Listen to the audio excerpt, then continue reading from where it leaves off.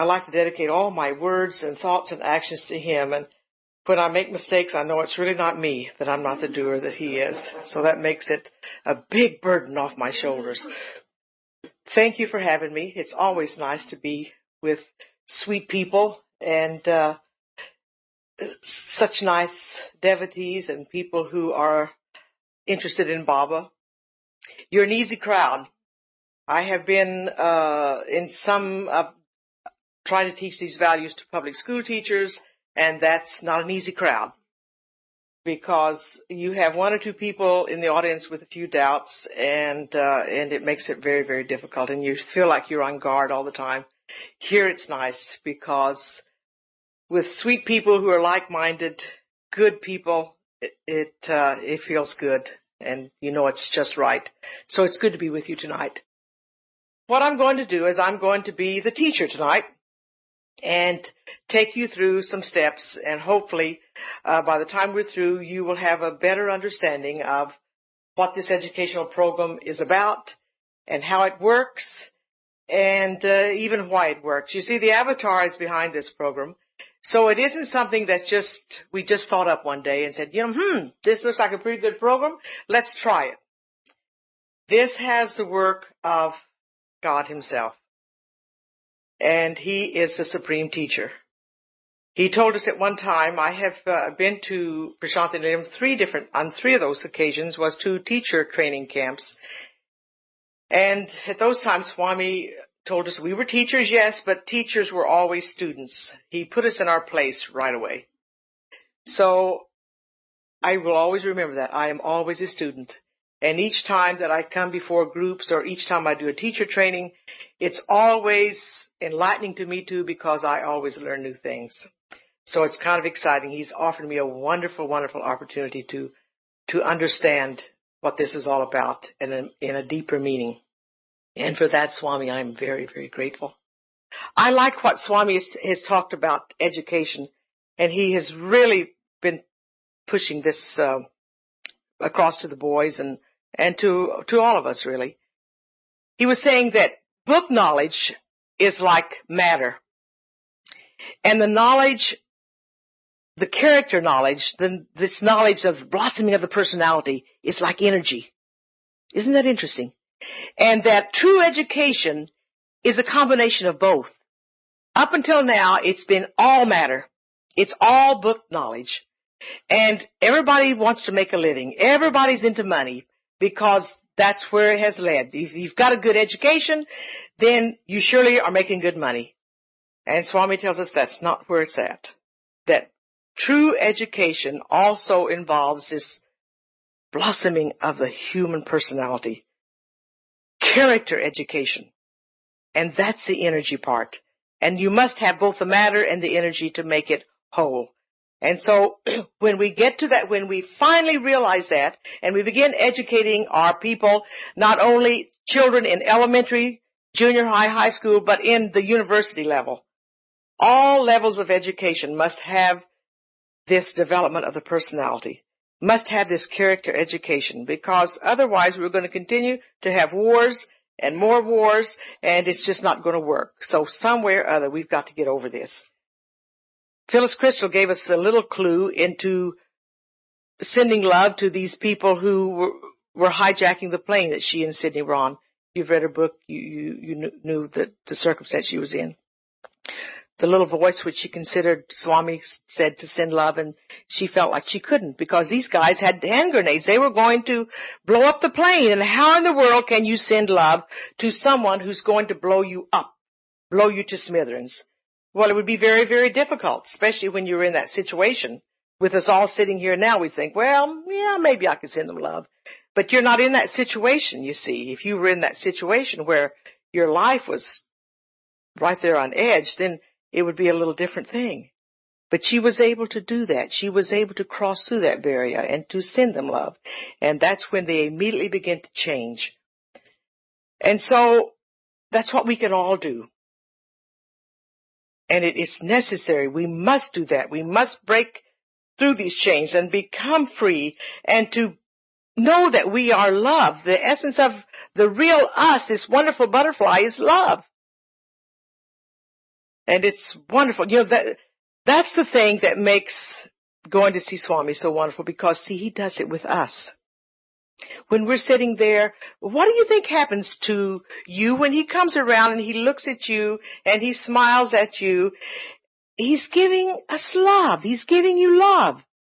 And it is so wonderful and so powerful, and you feel so right. And you can go through so much pain while you're there. And yet you come home, and what do you want to do right away? Make plans to go back again, because you've never, ever really experienced this unconditional love that he passes out to us. And so this love thing, but we have to even go beyond this. And when we do, the Atma, that's it. We're at one. There's no desires. There's no feeling of freedom. There just is. And so that's what we're all about. We're all about getting, and see, everyone who's done the worst, most terrible things in the whole wide world to the people who have been saints, who have given their lives up. Here we all will meet, right here, at the feet of Atma, God. I chose orange because I felt like Atma has chosen a form, and that form is associated with orange, but that's it. And so, in order to break free of all these chains that bind, these sheaths that bind, this cocoon that binds, with the children's program, what we do is we have 5 teaching techniques, and we use these 5 teaching techniques to teach a lesson. And hopefully, when we have taught a lesson, we have used these 5 different techniques, and with each technique, we hopefully have gotten into one of these aspects of the personality. Say that we were teaching a lesson on compassion. We have silent sitting, or meditation, if you will. That's the management of the breath, and it's the indication of peace. And before, usually I like to begin with silent sitting, but it doesn't really matter. I've told my teachers that they can put the meditation in anywhere at any time. But it's a known fact that how very, very important it is to have this quiet time. Very, very important. And it's important for all of us. And you see, we can even put all this is for the children's program. But let's put it, as I talk about the children's program, let's put it in line with the center also, because you see, centers do the same type thing. We're all involved with the same type thing. And why? Because we're all trying to free ourselves from this cocoon that we're in, you see. We're trying to go in. And so these are the techniques we're using. Sure, we have silent sitting in our centers. We have meditation. It may not be but a minute or two, but for many of us, that's about all we can handle. And the kids get up to 5 minutes and do it very, very well. I even did this in the public schools, and it worked very, very well. But they're beginning to find out, even in the research that they're doing, that it's very necessary, this silent sitting, this being able to visualize. And they're finding that they've been using it with the gate kids, the bright kids, for some time, the gifted children. And they found out that it works when they sit quietly and remove all thoughts and just get in touch with that intelligence. So it's a very, very important step. Many of our kids have tough time sitting quietly. And it's the whole environment now. It's the whole setup. Boy, it's tough out there in public schools. Have patience with your teachers, because they're dealing with lots. Throughout the years, in my 25 years that I was in the classroom, I saw the decline in the morals in our young people. And it's really a very frightening, scary thing to me, because I started teaching in 1960, and in 1960 it was kind of the beginning. I mean, it was still, the 50s had just passed, and people were beginning to be a little more free to demonstrate and that type of thing. But then we got into the age where drugs And many of the kids that we're dealing with in this day and time, their parents have been on drugs and we have many behavior problems. But not only that, but it's a breakdown in the whole family structure. And it's a very difficult time. It's a very difficult time for all of us. So we need to pray for one another. This prayer is really a very, it's always been effective, and I think all of you know that, and it's still effective, and Swami still tells us to pray. It is a very, very important part of our sadhana, if you will. And so we do it in our centers also, don't we? We'll sing the Asatoma prayer. Many of us do the Loka Samasta Sukhino Bhavantu, may all the worlds be happy. That's a prayer. That's a form of prayer. And Swami's given us prayers to do before meals, prayers to do when we wake up, prayers to do when we go to sleep. And it's no different from any of our backgrounds or many of our religious backgrounds, because they all have said the same thing, that it is very necessary to pray. I like to think of it as meditation is listening to God and prayers is talking to God. And they're both very, very important steps. These prayers affect the memory and the intuition. And I'd like to go a little bit more into it, but I think I need to go on because I want you to ask some questions maybe if you have them. And then the songs, singing. Watching all of you tonight with Dennis. Singing brings joy to you, doesn't it? It's a part of us that it's the devotional aspect that really opens up this heart, that makes us all the same. Do you realize that when we're singing together, how at one we are? We're all breathing together, and this prana, which is so important that I talked about a few minutes ago, and how important it is for families. Even if you don't have a special time that you sit down and you sing together, I would recommend it. Especially if you have children, I would recommend that you as families get together, have a special time once a week where you get together and you sit down and you sing together. Because when you sing together, there's unity. And this unity is very, very important. But we can learn it through our songs. It is so very important. Promotes peace, love, harmony, truth, develops memory, brings joy and inspiration. And so singing is very, very important. And then, of course, to get across our lesson, the nucleus of each one of our lessons is usually a story. And we like to give stories about saints, people who are role models. You see, what's missing today with most of our young people and with most everyone are role models. Where have all the role models gone? But you see, many of the role models now are the singers, the actors, and my goodness, heaven only knows what kind of trouble they've already gotten us into for the most part.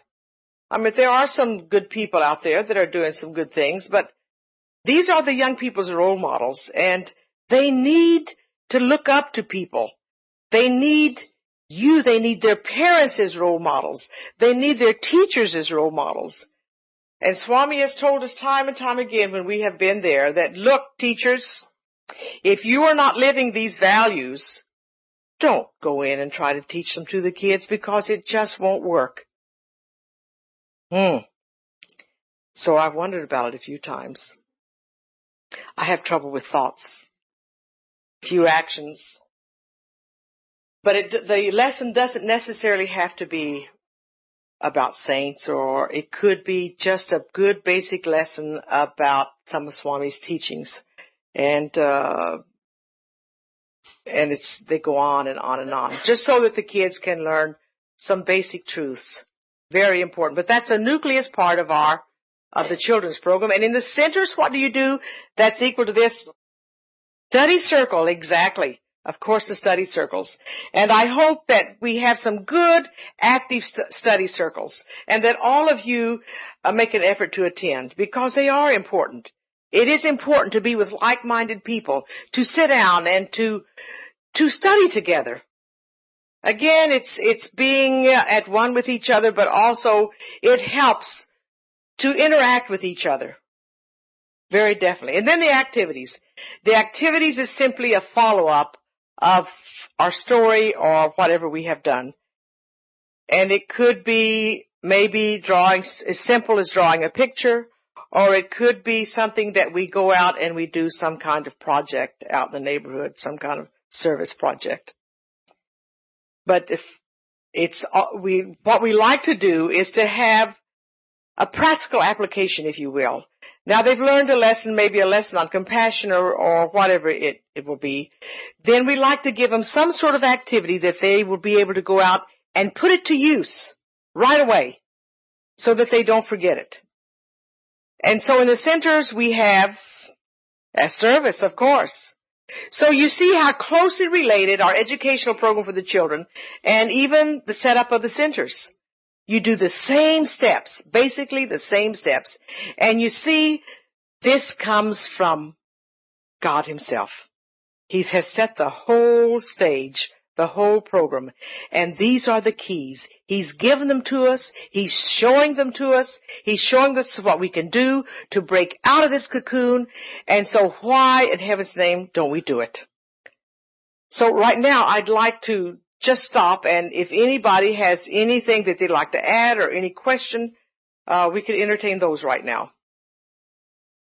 Thoughts about bringing EHV to the public school system of the United States?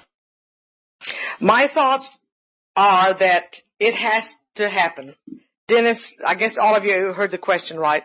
We have done some work in that area. But unfortunately, what happened there was that so much had to be taken out to meet the public's eye that it lost its true value. And to me, I think that's why Swami put a screeching halt to it at one time. Although we have done a little bit since he put a screeching halt to it because we had started something and people kept asking questions and wanting more. You see, we have the problem with prayers. Schools will not allow prayers. So what we did, we substituted quotations for prayers, and that seemed to work all right. But then we went to Reno and did a whole section up there. And what happened is we had a principal that loved the program. He said, hey, you guys come. And it didn't cost them anything, you see. And these public schools are trying to find things that are cheap. And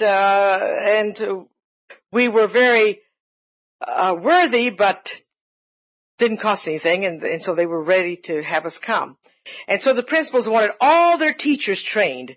Well, what happens, you see, is you have some teachers there who don't want to be trained. And you go completely against their belief system. And boy, right away they put this shield up. And right away they make it very difficult.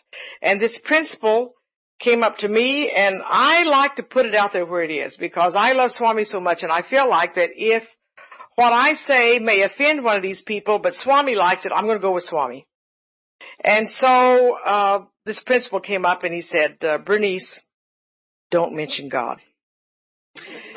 And so I had not mentioned God, but I had gotten real close without saying it. And so I said, oh?